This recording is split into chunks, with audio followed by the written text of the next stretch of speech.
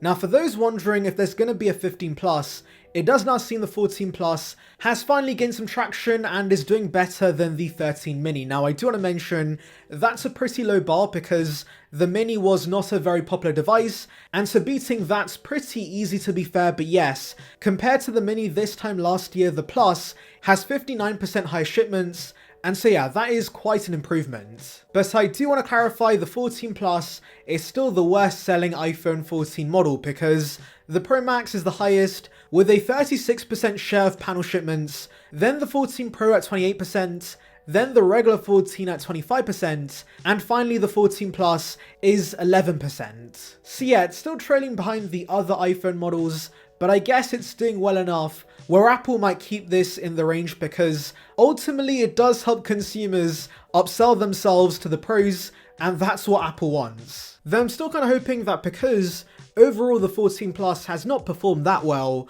we do see price cuts for the regular models. And by the way, would like to remind you guys, like this video and subscribe for more content like this, it would be appreciated.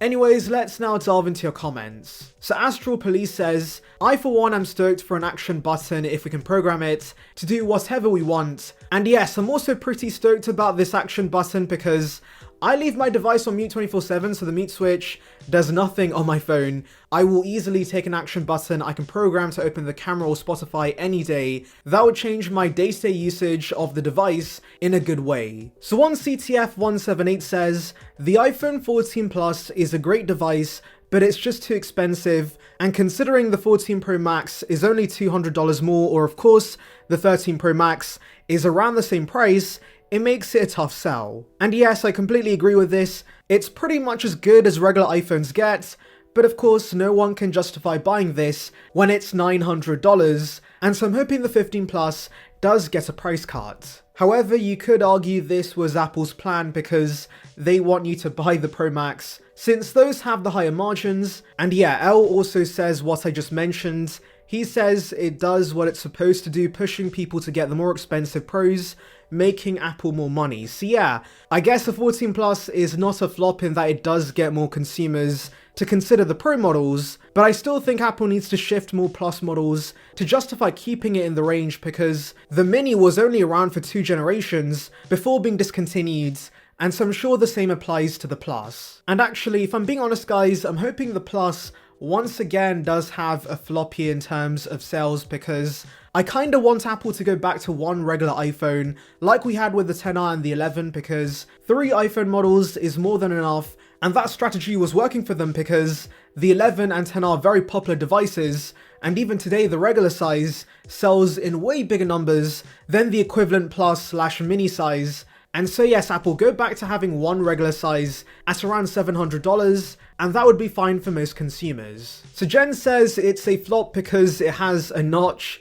and fair enough I guess, but I'll be honest, I doubt many regular consumers actually care about the notch. Yes, techies obsess about it and care about having a bezel-less design, but I'm sure most regular consumers just want an iPhone that works, and so I'm sure the notch is not the reason the 14 Plus is not doing so well. But if this is true, then the 15 Plus should do much better because we are getting the island on the front, and maybe that will entice consumers. But yeah, I still think the price was the key reason the 14 Plus did not gain success. So Ryan Malone says, I actually think it was a good idea, albeit a long overdue one, but they really just tried to charge more without really doing anything with the device. If they added more features and or the price was different, I think things would have been different for the 14 Plus. Consumers don't like being milked for cash. And that's a fair point. The 14 is a very minor refresh over the 13, so there were not many new features. And maybe with the 15 series, because it's getting the island, the 48 megapixel main lens,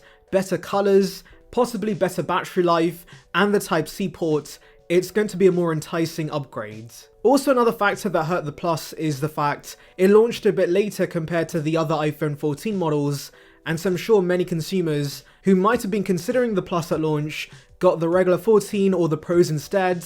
But with the 15 series, I'm pretty sure all models should be available on day one, so yes, that could benefit the 15 Plus. So James then says, I don't think the 15 Plus is going to be any cheaper because they did not make the 13 mini cheaper because of low 12 mini cells.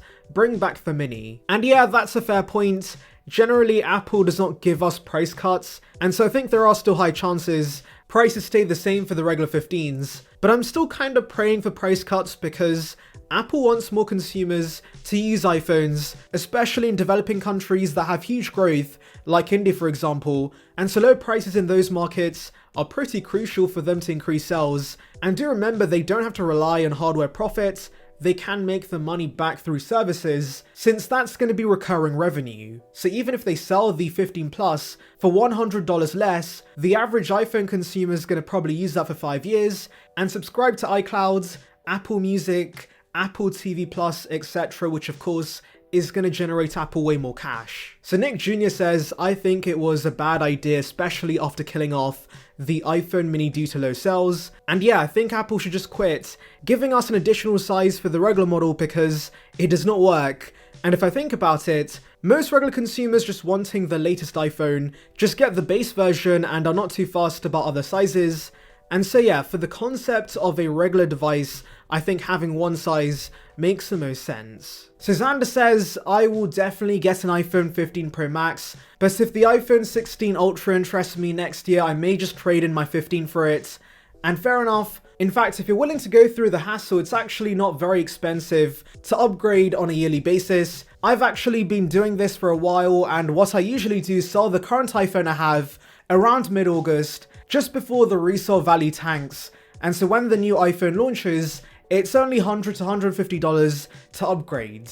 I will say last year I did spend a little more than expected because Apple gave us huge price hikes outside of the US, but even then, if you're willing to go through the hassle, I could see why one does this. But I'll be honest guys, I think from this year I might stop doing yearly upgrades, and it's because the excitement over having the latest and greatest iPhone has kinda worn off. Now don't get me wrong, I'm still looking forward to iPhone 15, but I no longer need to have the latest iPhone in my pocket, especially when year-over-year upgrades are so minor nowadays. And I know it's very easy to say this when I have the 14 Pro Max, and maybe Apple's gonna sway me again and get me to buy the 15, but I'm gonna try my best and become a regular consumer and upgrade every 2 to 3 years instead.